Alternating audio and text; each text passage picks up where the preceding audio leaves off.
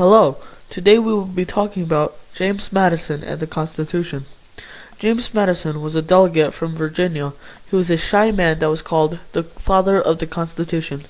He was born on March 16, 1751. At age 28, he joined the Continental Congress. James Madison was well familiar with the Confederation's weaknesses.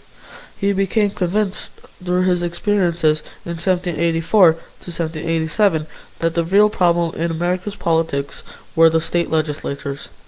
He questioned the conventional wisdom of the age concerning majority rule, the proper size for a republic, and the role of factions in society.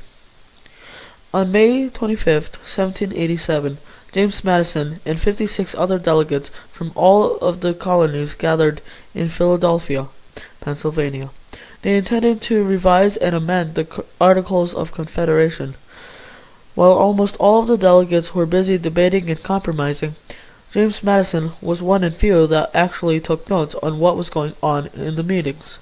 James Madison took notes on whole meetings, which is one of the few remaining primary sources from the conventions.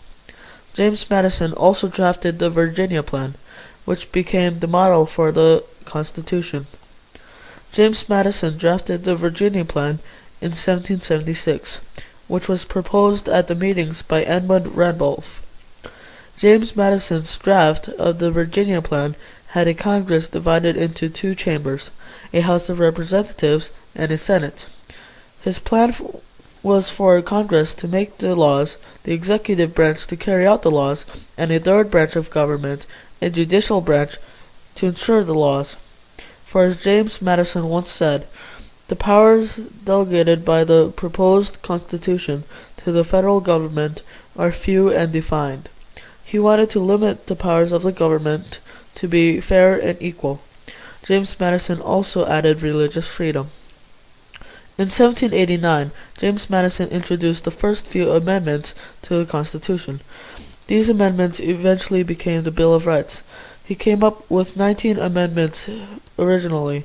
12 of them were passed on to the states for ratification, and on December 15, 1791, 10 of them amendments were added onto the Constitution as the first few Bill of Rights.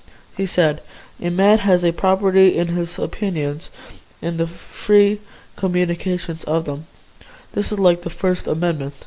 Thanks to James Madison, we have the Constitution and the first 10 amendments in the Bill of Rights.